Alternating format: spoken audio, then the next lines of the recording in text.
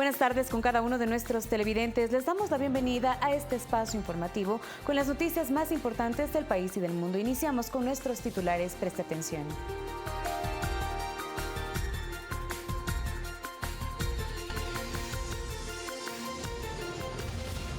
Este jueves, el Pleno de la Asamblea Nacional debatirá el informe no vinculante de la objeción parcial del Ejecutivo al proyecto de la Ley Orgánica de Apoyo Humanitario. El recorte presupuestario que el Gobierno Nacional efectúa a la función judicial bordea los 20 millones de dólares. Las autoridades advierten que afectará al adecuado cumplimiento de la programación de la institución. La Agencia de Regulación y Control de Electricidad, Arconel, emitió un nuevo tarifario por consumo eléctrico. El director de la institución explicó a Telediario que el nuevo esquema debe aplicarse de manera inmediata a partir de los consumos de marzo y mientras dure el estado de excepción. En Quito, los buses de transporte público dejarán de operar de forma paulatina por las pérdidas registradas. Piden al Consejo Metropolitano un alza de pasaje a 35 centavos para seguir operando en la emergencia sanitaria, mientras los usuarios se quejan por el irrespeto en las unidades. En lo internacional, la Corte Suprema de los Estados Unidos bloqueó el intento del presidente Donald Trump de poner fin al programa DACA, que protege a casi 700,000 jóvenes indocumentados.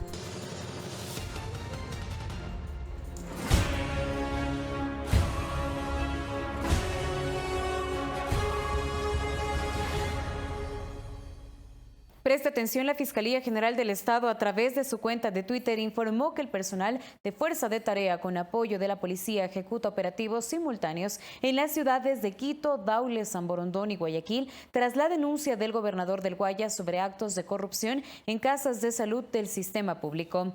Además, indicó que la Fuerza de Tarea de Fiscalía recaba indicios sobre una presunta estructura delincuencial que estaría operando en varios hospitales públicos y del IES. Su modus operandi consistía en adquirir insumos médicos con sobreprecio, favoreciendo a contratos a funcionarios públicos.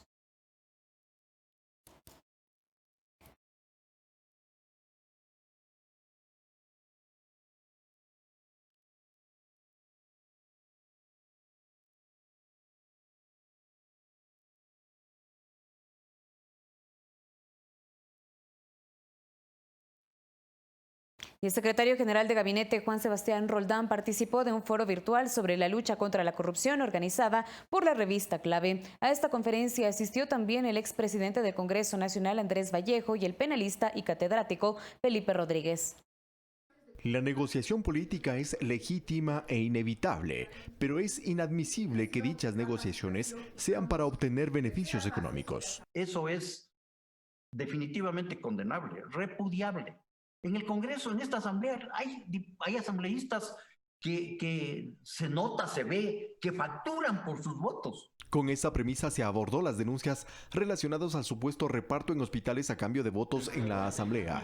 El secretario general de Gabinete negó que exista esa actitud en el gobierno, aunque reconoció que el presidente Moreno recibe recomendaciones para nombrar a funcionarios de libre remoción, como sucede en cualquier parte del mundo, sostuvo. Pero creo que hay que hacer una separación clara. Una cosa es un nombramiento de libre remoción y una cosa completamente distinta a un reparto. Si es que se compruebe el reparto, las personas que lo hayan hecho se tienen que ir a la cárcel. Y para sancionarlo, el derecho penal es importante.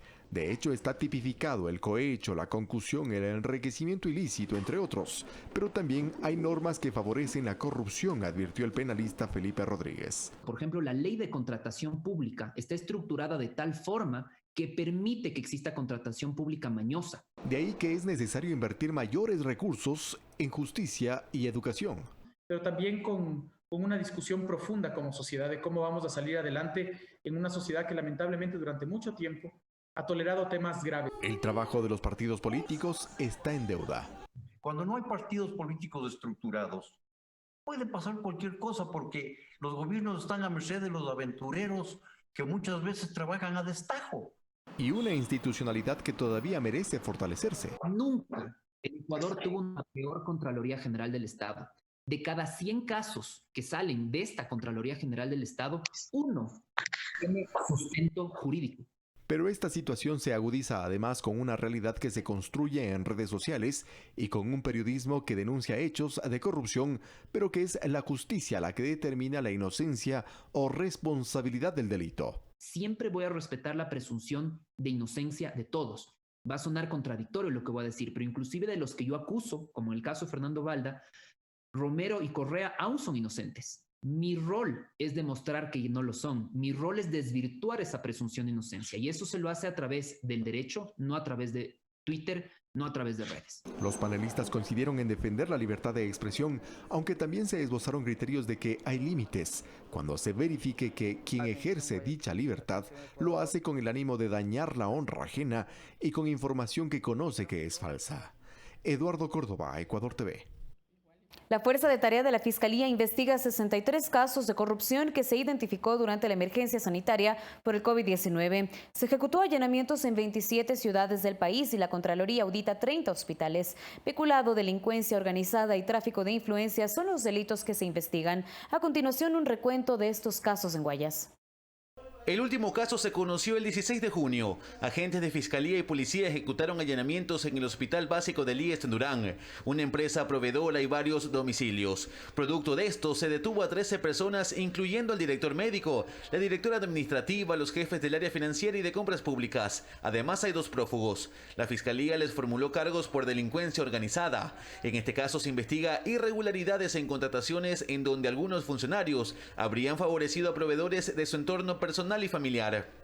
Contratos que se entregaron a familiares y amigos relacionados al directorio. Otro de los casos en Guayas es el ocurrido en el Hospital de Elías Los Ceibos, quizás el que más ha llamado la atención por la cantidad de irregularidades que envuelven a uno de los 5 investigados, Daniel Salcedo, quien hoy se encuentra en el Hospital Guayaquil, en coma inducido, luego del accidente que sufrió en una avioneta mientras salía ilegalmente del país hacia Perú. Sobre Salcedo y los otros 4 procesados pesan cargos por peculado, en el marco de la compra de fundas para cadáveres, a un costo de $148 cada una, cuando en el mercado su valor rondan los 12. Esta adquisición forma parte de una contratación por $870.000. Ya está con prisión preventiva, está ahí.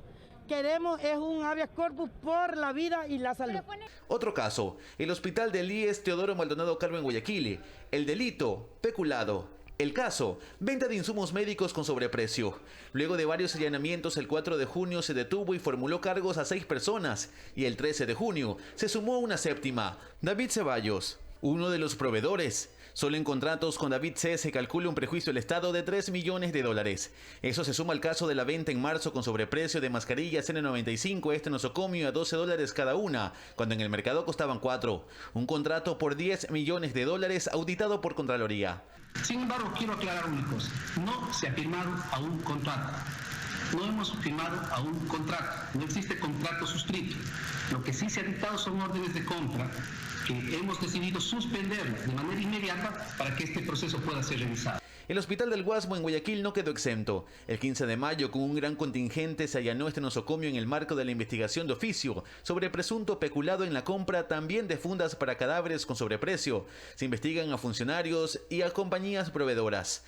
Otras casas de salud allanadas en el marco de compra de insumos médicos durante la emergencia fueron el Hospital de la Policía en Guayaquil y el Hospital del IES en Milagro, el 7 y 26 de mayo respectivamente. Los delitos, tráfico de influencias y peculado. Hasta el momento son 30 los hospitales que audita Contraloría en el marco de la emergencia sanitaria. Luis Alfredo Zúñiga, Ecuador TV.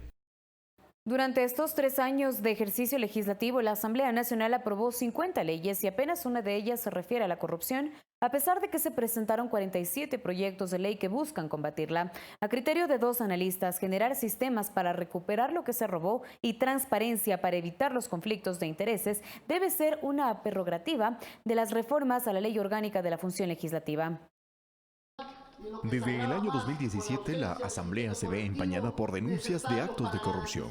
En la Fiscalía reposan más de 25 procesos de investigación, está en etapa de investigación previa, sobre casos de corrupción de la Asamblea Nacional de los Asambleístas, y es algo vergonzoso. Tarde o temprano eso se relaciona con la confianza de la gente en la democracia en términos generales, y ahí la posibilidad de que surjan opciones extremistas, no necesariamente las más abarcadoras de los diferentes intereses de las sociedades empiezan a surgir. Entonces, es necesario demandar respuestas en los ámbitos administrativo, penal y político, dice Marcelo Espinel. Y esa responsabilidad política debe ser asumida por la Asamblea Nacional, por los partidos políticos y también, si existe ética y moral, por el actor político. Porque a pesar de la cantidad de procesos fiscalizadores, la calidad en esta materia en la Asamblea se queda en deuda.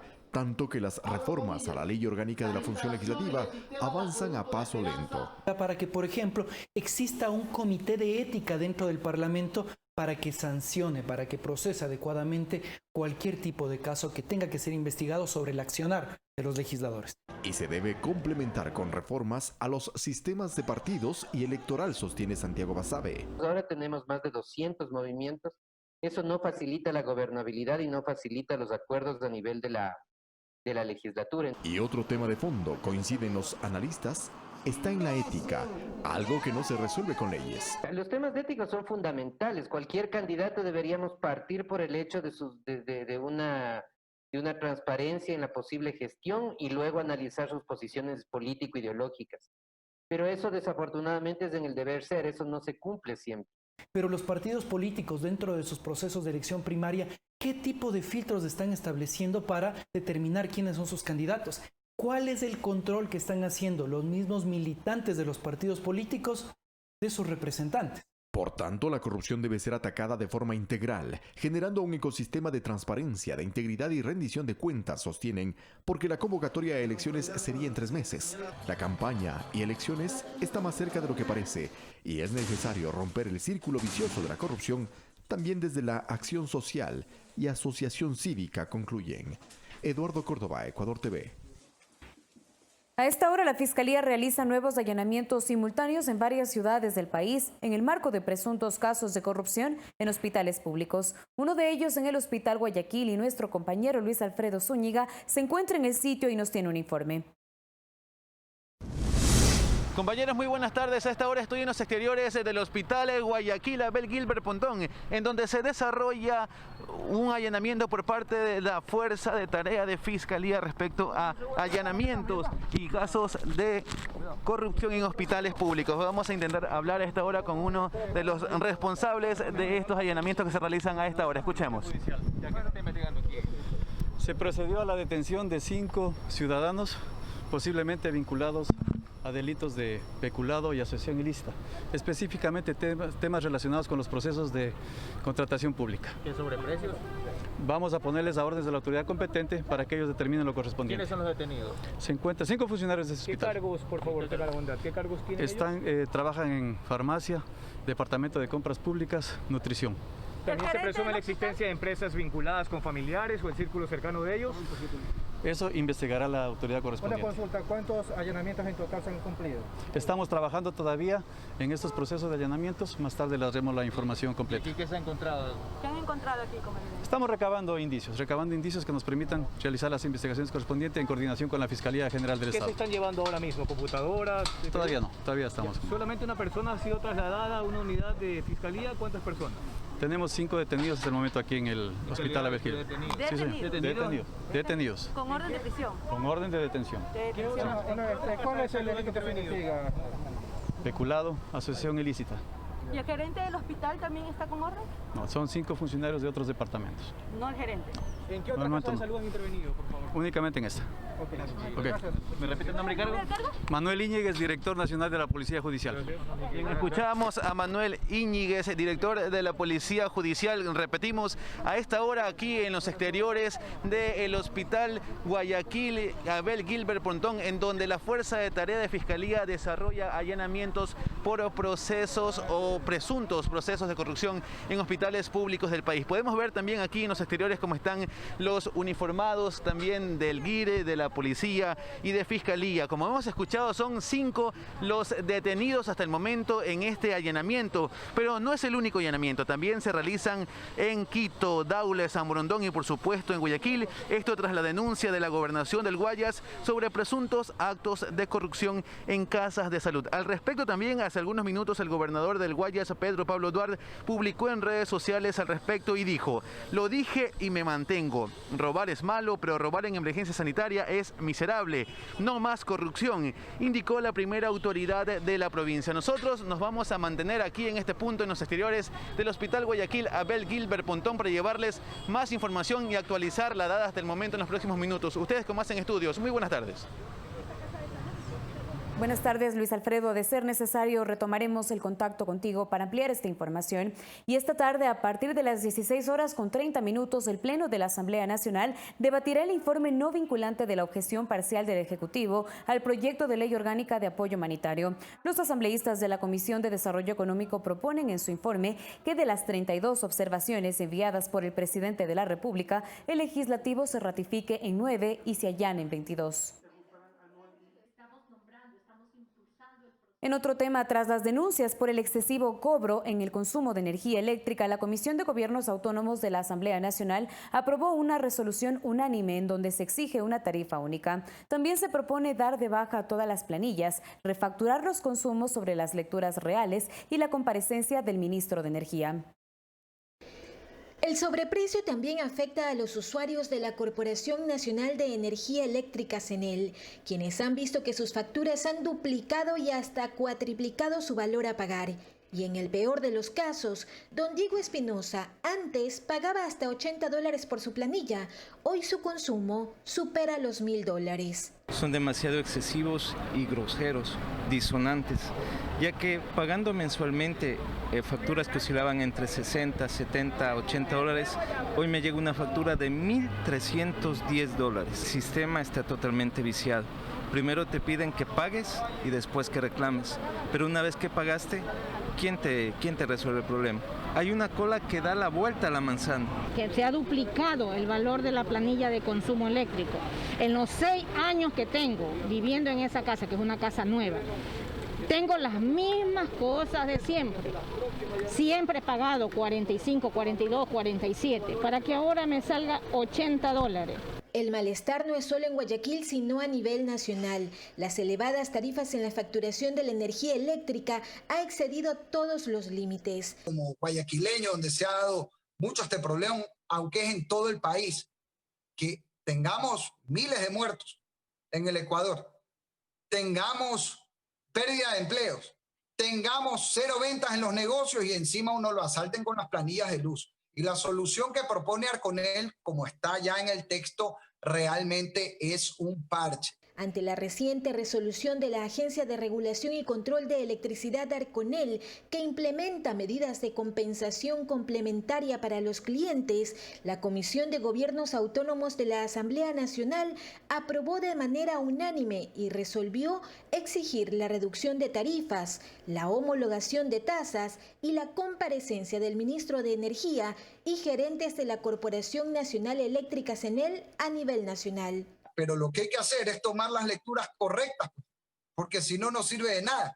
Y la resolución de Arconel lo que mantiene son los mismos promedios que ilegalmente se hicieron, cuando lo que tienen que hacer es ir a ver los medidores en cada casa, en cada local, y hacer las lecturas correctas como corresponde normalmente, y es lo que ordena la ley. Arconel ratifica la resolución en la cual autorizó que se hagan los promedios, que es el origen del problema.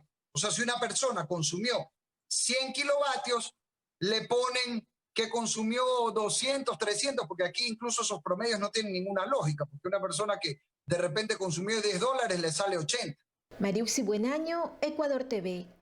La Agencia de Regulación y Control de Electricidad, Arconel, emitió un nuevo tarifario por consumo eléctrico. El director de la institución, Bolívar Lucio, explicó que el nuevo esquema debe aplicarse de manera inmediata a partir de los consumos de marzo y mientras dure el estado de excepción por la emergencia sanitaria que vive el país como consecuencia de la pandemia del COVID-19. La medida va en beneficio de 4.4 millones de clientes que representan el 83% de usuarios de energía a escala nacional. El director de la Agencia de Regulación y Control de Electricidad, Arconel, Bolívar Lucio, detalla el alcance del nuevo tarifario para el consumo de energía eléctrica. Involucra que se aplique desde cuando se inició el primer estado de excepción, es decir, desde el consumo de marzo, ya se comenzará a aplicar estas tarifas reducidas. Y si es que por alguna razón ya las empresas han facturado con las tarifas anteriores, tendrán que hacer una refacturación a dichos clientes. Desde Arconel se precisa cómo se ajusta la tarifa para el sector residencial. Que sus consumos estén sobre 500 kilovatios hora, establecer un valor único de cargo tarifario de 10.5 centavos de dólar por kilovatio hora para poder cobrar los consumos que ellos hayan realizado. Y para el sector industrial y comercial, a las que se les aplica una tarifa binomia, es decir, un cargo por demanda y un cargo por energía, pues puedan recibir, en el caso del cargo por demanda, una reducción del orden del 50% del valor aprobado y que refleje el hecho de que ellos no han estado fundamentalmente operando en sus respectivos centros de actividad. La autoridad del ente de regulación precisa que este esquema tarifario implica que las empresas de comercialización deben hacer de manera inmediata un reajuste de los valores que el ciudadano debe pagar y que constan en su planilla mensual. En realidad, en la siguiente factura va a aparecer un rubro en el que se muestre claramente cuál es el valor que se le ha acreditado como un título de crédito, ¿no es cierto? Como un título de crédito, y se va a replicar inmediatamente en la planilla. Si la planilla, al ejemplo que usted pone 100 y en realidad era 60, esos $40 ya van a servir para pagar en la siguiente planilla en forma inmediata. Y otra cosa es la posibilidad de diferir los consumos por los meses impagos. Que eventualmente un cliente no haya pagado, como es el caso de muchísima gente que no ha pagado porque no ha podido moverse, ese valor puede ser diferido a 12 meses. No tiene la obligación de pagar acumulado de una sola esos consumos no en este periodo de excepción. Arconel, acotó su director, controlará que las empresas comercializadoras cumplan con lo dispuesto en esta resolución en beneficio y tranquilidad de los ciudadanos. Javier Ceballos, Ecuador TV. Ciudadanos se quejan de altos costos en el servicio de telefonía móvil y problemas en el servicio durante la crisis sanitaria, lo que impide que puedan cumplir al 100% con sus obligaciones de teletrabajo. Internet deficiente y altos costos en los servicios de telefonía móvil es la queja de los ciudadanos en Quito. En el tiempo de la pandemia tenían que habernos dado, dijeron que nos daban un tiempo de duplicidad de megas. Pero resulta que ahora ya nos bajaron los megas, entonces nosotros queremos acercarnos a denunciar. Un incremento injustificado han visto los quiteños en las planillas y a muchos de ellos se les hace difícil cubrir los costos y buscan devolver sus paquetes. Está pagando 15, pero como han subido dos impuestos, el un impuesto que había mismo y ahora el otro, el ICE, no sé cómo dice, sale a 19. Otros, en cambio, buscan acuerdos de pago que les permita cubrir sus obligaciones. Averiguar lo que es el precio total de lo que es el servicio para ver si hay un convenio de pago, nada más. El motivo de que no estaba trabajando y por eso. Las caídas constantes del servicio de internet dificultan el teletrabajo. Que yo tengo problemas con el internet. Hasta ayer tuve y ahora no tengo más. He gastado el saldo llamando y no me dan solución. Entonces vine ahora aquí en atención al cliente, pero me mandan al centro comercial. Otra pérdida de tiempo. También hay estudiantes que no han podido entregar sus tareas en universidades y colegios por las constantes fallas en los servicios de internet. Y ahorita que no tenemos internet es imposible enviar a tiempo. Que los licenciados también hay quejas porque enviamos muy tarde los deberes. Los ciudadanos piden que existan más controles para evitar excesos en el cobro de estos servicios con un servicio deficiente. María Elena Vaca, Ecuador TV. La Fiscalía inició las investigaciones sobre las retenciones ilegales de las aportaciones del IES de los trabajadores de Canal 1 y de la Universidad UTE. Los montos superan los $7 millones por parte de las dos instituciones. Más de $1 millón habrían sido retenidos ilegalmente a los trabajadores de Canal 1 por conceptos de aportes al Instituto Ecuatoriano de Seguridad Social por parte de los directivos del medio de comunicación. La Fiscalía inició este jueves las investigaciones de ese hecho, citando a las partes involucradas a rendir declaraciones. Gracias a la Fiscalía, gracias también al Instituto Ecuatoriano de Seguridad Social, existe ya una denuncia formal en contra de Canal 1 y también de RELAD por la vulneración de 5 años de habernos descontado a nosotros de nuestros roles. Aquí tenemos los descuentos de los roles mes a mes y ellos no cumplieron con la entidad del Seguro Social, dejándonos a nosotros en completa vulneración. No podemos acceder a préstamos quirografarios, hipotecarios, compañeros que no han podido jubilarse, compañeros que no han podido acceder a una salud digna. Se descuentan de los roles de pagos de los trabajadores el monto que corresponde a aportaciones de la Seguridad Social y sin embargo no se transfieren a la cuenta del Instituto Ecuatoriano de Seguridad Social. Según Andrés Campaña, director provincial del IES, en la Fiscalía los abogados de Canal 1 intentaron buscar un convenio de pagos de la deuda que mantienen con los trabajadores. Sin embargo, aclaró que la denuncia presentada en contra de los directivos del medio de comunicación deberá seguir su curso. Recordemos que una vez que existe mora patronal, los trabajadores, por ejemplo, no pueden acceder a una serie de servicios y beneficios, por ejemplo, el seguro de desempleo, préstamos quirografarios, préstamos hipotecarios, entre otros. Por otro lado, más de 949 trabajadores habrían sido afectados en sus derechos por la retención ilegal de aportaciones al Instituto Ecuatoriano de Seguridad Social, que alcanzaría una suma que supera los 7 millones de dólares por parte de autoridades de la Universidad UTE. El caso también es investigado por la Fiscalía. El día de ayer, los representantes de la UTE buscaron una reunión con nosotros en la cual han manifestado su voluntad de analizar alguna alternativa de pago. Sin embargo, no existe un acuerdo hoy por hoy. Por parte de la UTE, a través de un comunicado, se informó a Ecuador TV que ya se realizó un pago por $750,000. Ahí se recalca que la Universidad UTE ha venido manteniendo retrasos en los pagos desde el año 2013 debido a un mal manejo económico por parte de la antigua administración. Santiago Tello, Ecuador TV. El recorte presupuestario que el gobierno nacional efectúa a la función judicial es de 20 millones de dólares. Las autoridades advierten que efectuará el adecuado cumplimiento de la programación de esta institución. Milton Sierra llegó a la unidad de tránsito en el norte de Quito para recibir la boleta de salida de su vehículo que fue detenido el pasado mes de febrero y debido a la pandemia los servicios se suspendieron, lo que imposibilitó sacar su vehículo del patio de retenciones en Calderón. Por la pandemia igual me están cobrando el parqueadero que de $3 diarios, estoy pagando ahorita más de 100 días. Son más de $300, ahorita tenemos que hacer préstamos de otras entidades bancarias para poder solucionar este problema. Amarilis Cedeño, en cambio, tenía una audiencia para recuperar la tutela de sus 2 hijos el 16 de marzo, día que se declaró el estado de excepción. Y con todos sus testigos listos, la jueza del caso decidió suspender la diligencia. Esta era la segunda ocasión. Yo sí me vi afectada. Ha sido muy difícil. Imagínense, yo a mis hijos son 8 meses que no le he podido ver. Según un boletín del Consejo de la Judicatura, hasta mayo de este año en la función judicial estaban en trámite 804.533 causas en todas las instancias jurisdiccionales. Si bien la carga procesal es grande, las autoridades advierten que los recortes efectuados por el gobierno imposibilitan cumplir con las actividades e intervenciones inicialmente programadas. Entre 2019 y 2020, la reducción del presupuesto asciende a 19,5 millones de dólares, lo que conllevó a la desvinculación de aproximadamente 200 servidores judiciales.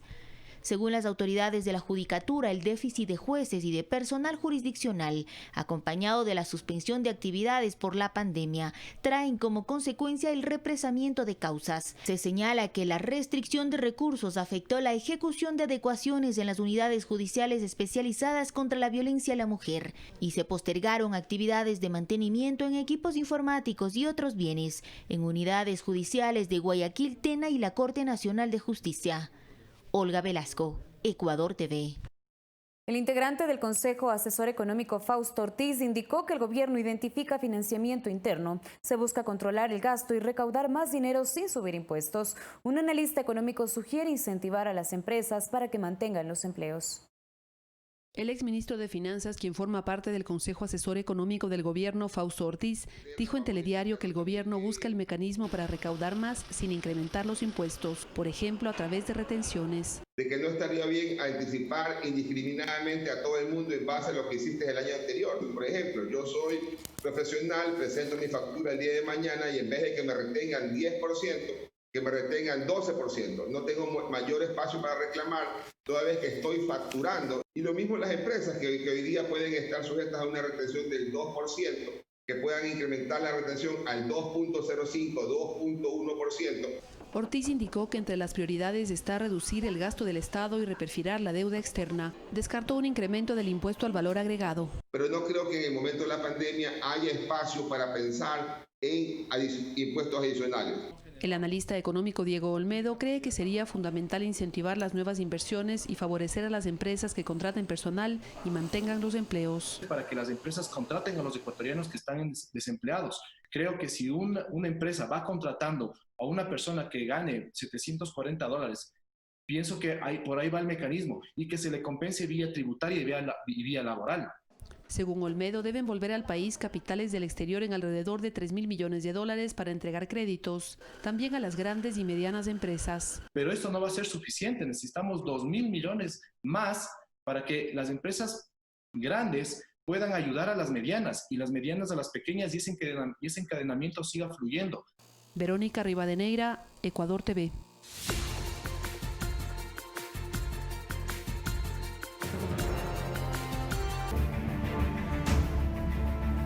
En Quito, los buses de transporte público dejarán de operar de forma paulatina por las pérdidas registradas. Piden al Consejo Metropolitano un alza del pasaje de 35 centavos para operar en la emergencia sanitaria, mientras los usuarios se quejan por el irrespeto en las unidades.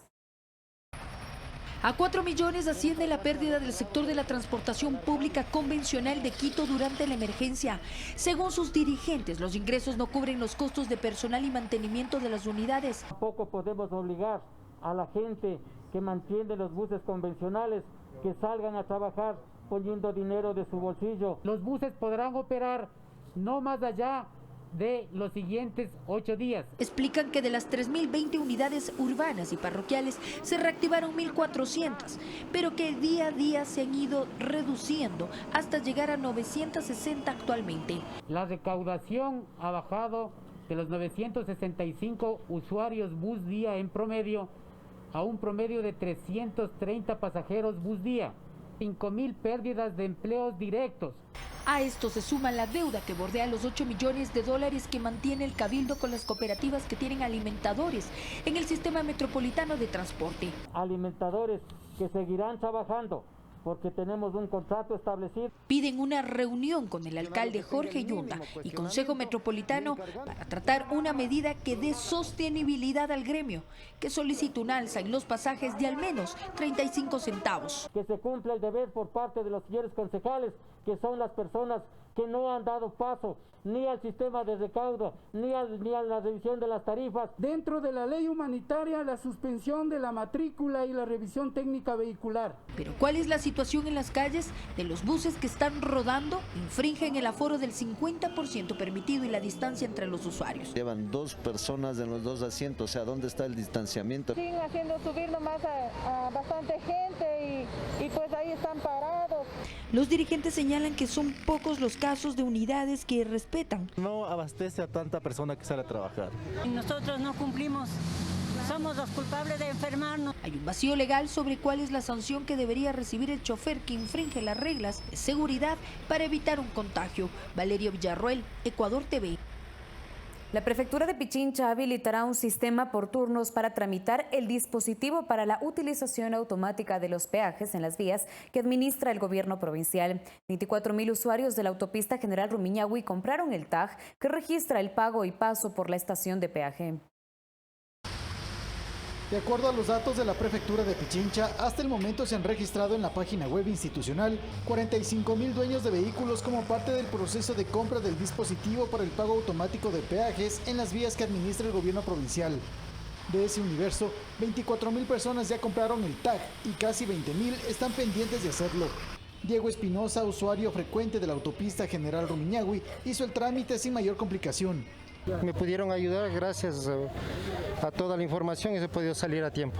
Edwin Herrera, director de Vialidad del Gobierno Provincial de Pichincha, informa que desde la próxima semana se habilitarán turnos para una gestión más cómoda para el usuario. Agendar su cita, llena el formulario y ahí le va a explicar que agende su cita, escoge el día, escoge la hora que más le conviene al usuario y puede acercarse a los 10 puntos de venta que tenemos acá. Aclara la situación de aquellos usuarios de esta vía que no se registren y no usen el tag de pago automático de peaje.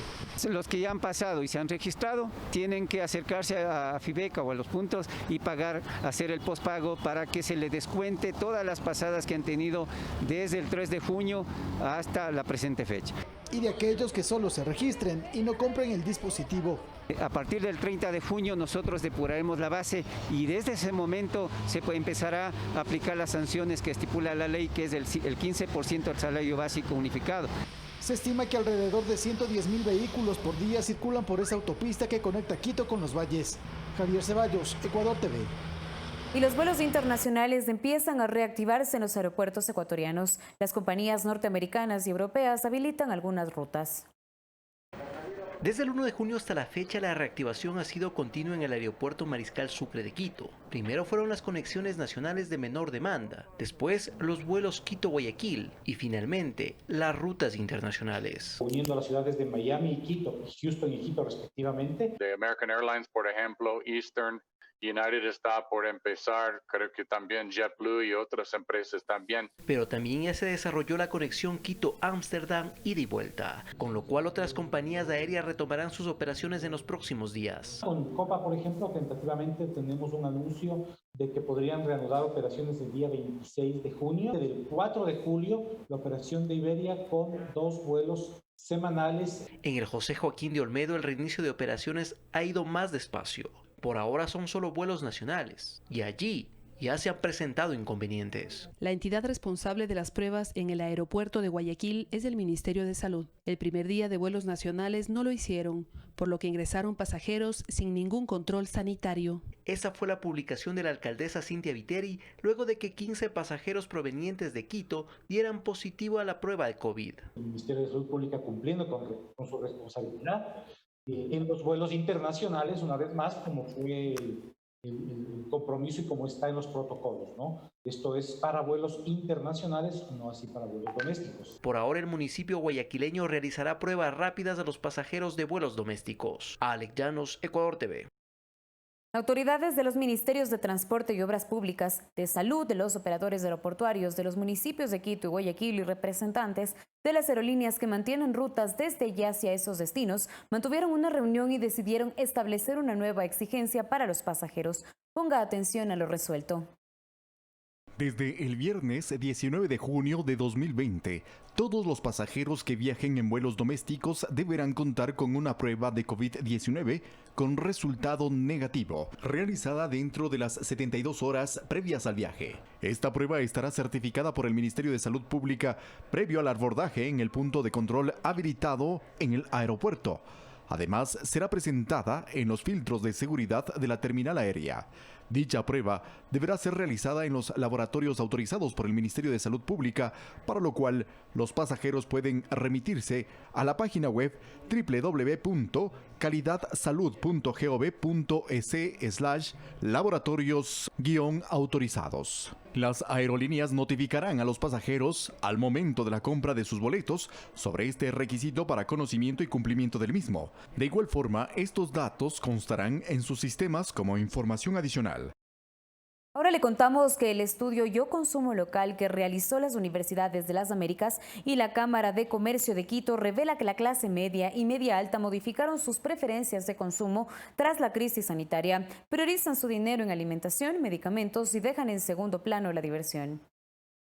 En las afueras de un centro de expendio de alimentos en el norte de Quito encontramos a Samantha, una joven comerciante de clase media quiteña. Manifiesta que tras la crisis económica desembocada por la crisis sanitaria, su dinero prefiere invertirlo en alimentos, medicamentos y en nada más. Normalmente solíamos tener preferencias por comprar ropa, salir a pasear o incluso ir a discotecas, pero ahora creo que lo primordial es preocuparse por la alimentación, ¿no? Samantha no es un caso aislado.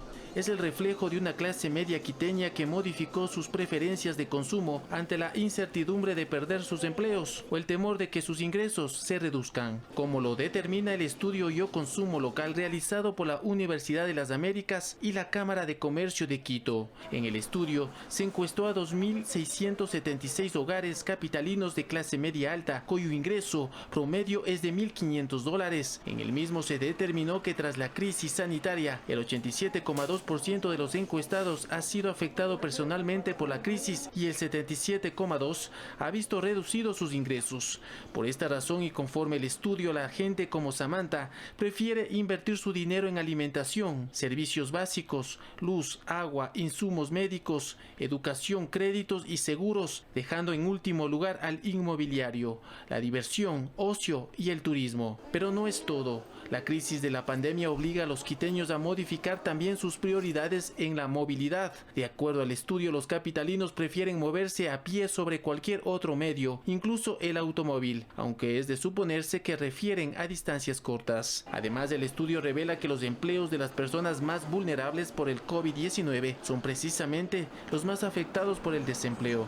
Según el siguiente cuadro, el 48% de la clase media capitalina, que ganaba hasta los $1,200, fueron despedidos. Juan Carlos Figueroa, Ecuador TV.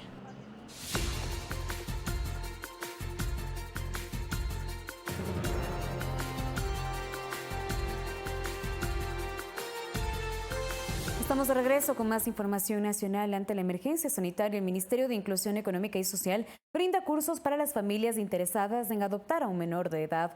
122 personas reciben capacitación virtual. Mary y Javier son una pareja joven. Llevan 5 años de casados. Por complicaciones médicas, Mary no puede concebir de forma natural. Por ello, junto a su esposo, optaron por la adopción.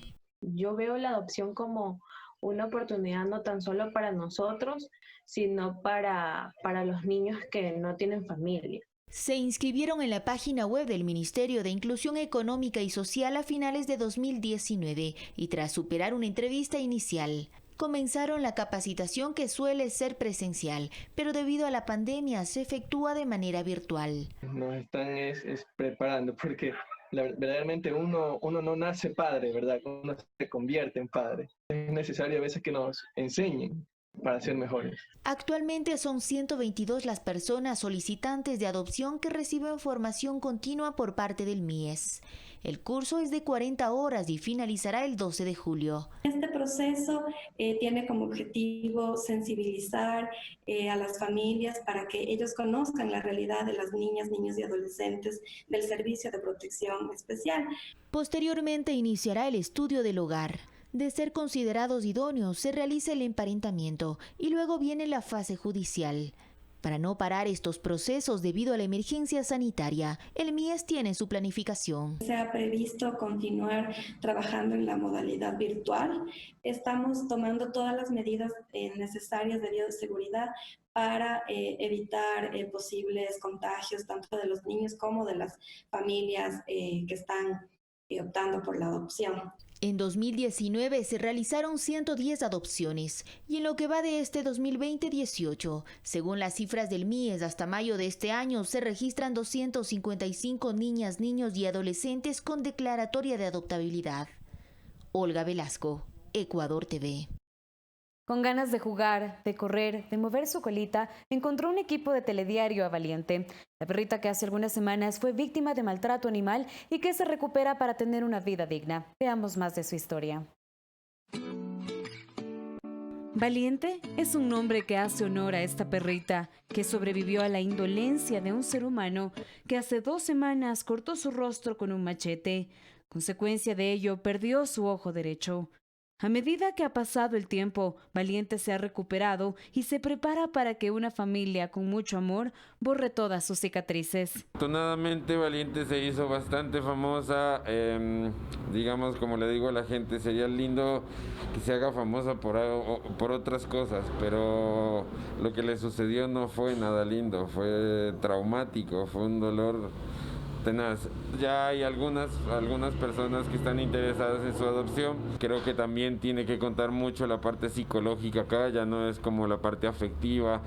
Si la perrita requiere de alguna condición especial en su vida de aquí en adelante, pues hay que tenerlo en cuenta. El veterinario que atendió a la perrita nos contó cómo ha sido la evolución de Valiente. Hicimos una reconstrucción de todo su cráneo y toda su cara, estética, para que pudiese hacer una vida normal y pueda desarrollarse normal. Hicimos una reconstrucción de los músculos internos que fueron dañados y actualmente su pronóstico es bueno. El día de ayer le quitamos el drain de Perons que tenía puesto para que drenara constantemente. Su evolución hasta el momento es muy buena, como la acabas de ver. Es una perrita que socializa muy bien, que está muy activa, que quiere salir a jugar, que quiere salir a pasear. La Fundación Acción Animal todavía se encuentra en la búsqueda del agresor del animal. Su representante asegura que este tema no quedará impune. Ya hay una donación, fue una donación directamente para la recompensa, que fueron los $1,200 que se están ofreciendo. Sí, los datos que lleguen están siendo verificados por los abogados, ya nosotros estamos como en el seguimiento del caso, pero estamos ahí en preguntas y no, todavía no se puede dar ninguna información clara. Según el Código Orgánico Integral Penal, el maltrato animal podrá sancionarse con cárcel de entre 6 meses a 1 año. Si se provoca la muerte del animal, la pena puede llegar hasta los 3 años de pena privativa de la libertad. Carla Arcentales, Ecuador TV.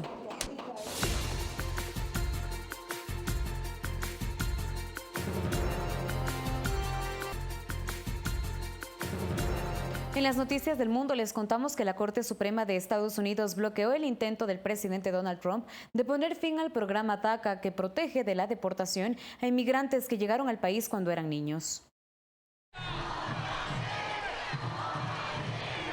Al grito de "Nuestro hogar es aquí", cientos de jóvenes festejaron la decisión de la Corte Suprema estadounidense de mantener el programa DACA, una iniciativa impulsada en 2012 por el entonces presidente Barack Obama para evitar la deportación de jóvenes que llegaron al país antes de los 16 años.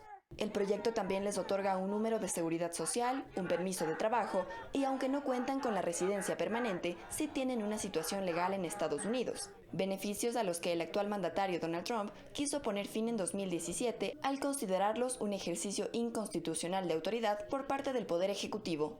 Este jueves, la Corte Suprema de Estados Unidos tachó de ilegal la decisión del presidente Trump y decidió mantener el programa que hasta junio del año pasado benefició a 660.880 personas. Siempre hemos creído en la migración en Estados Unidos, a pesar que fuerzas oscuras se han opuesto a ella en los últimos años. Nosotros creemos que es parte de cada uno de nosotros. Esta es una decisión difícil, pero déjenme decirles algo. En estos momentos tan difíciles, la Corte Suprema provee un rayo brillante de esperanza y nos da esperanza en que las leyes de este país no se pueden deshacer. Ante el fallo, el mandatario estadounidense volvió a las redes sociales para expresar su insatisfacción y aprovechó la oportunidad para hacer campaña electoral.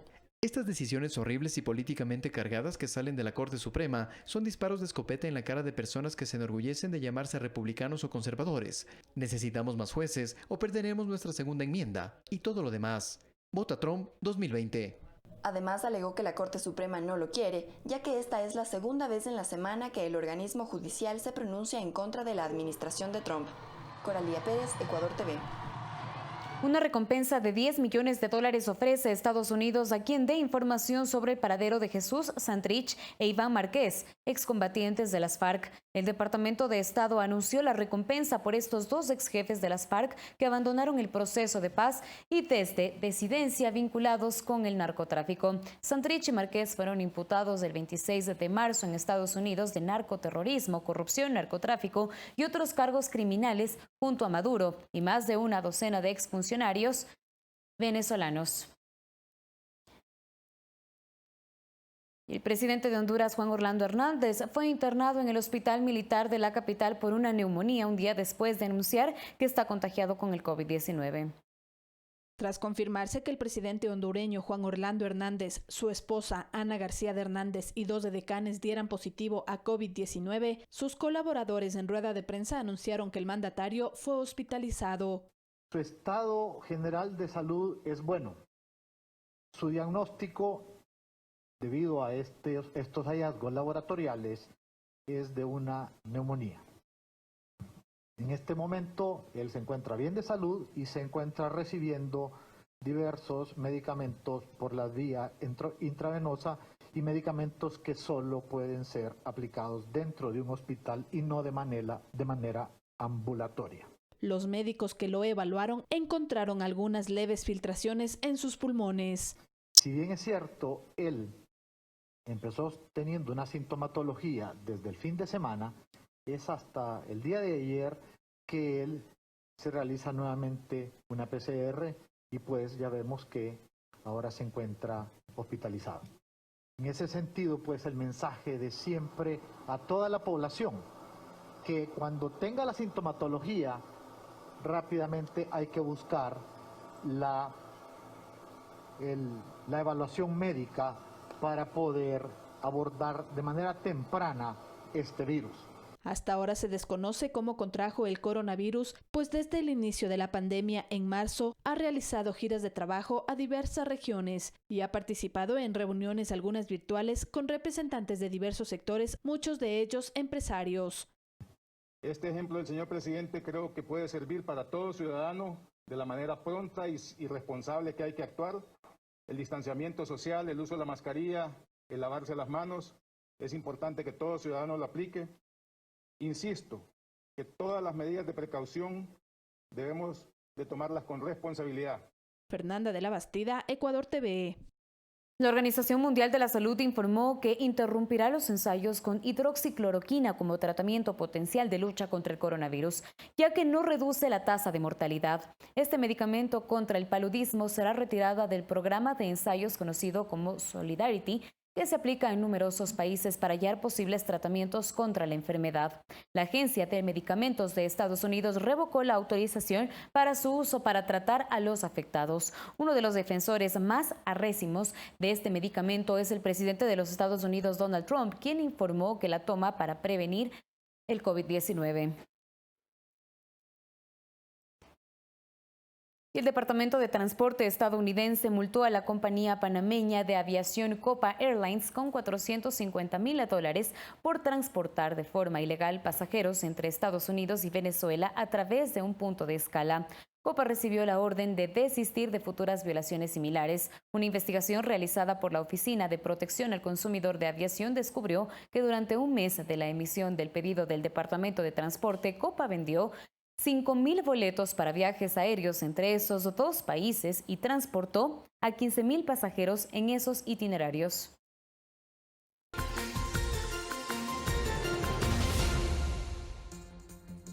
Consternación en México por el asesinato de un juez federal y su esposa delante de sus hijas. En España, el gobierno destina 4.200 millones de euros para el turismo. Más de estas noticias en nuestro segmento El Mundo Ahora. Asesinan a un juez federal y a su esposa en México delante de sus hijas. La investigación oficial aún no ha confirmado el móvil del homicidio, pero todos los detalles apuntan a una ejecución premeditada contra un juez que ofició varios casos relacionados con el narcotráfico, especialmente del cartel de Jalisco Nueva Generación, así como de los Zetas. El presidente Andrés Manuel López Obrador calificó de atroz y condenable este hecho.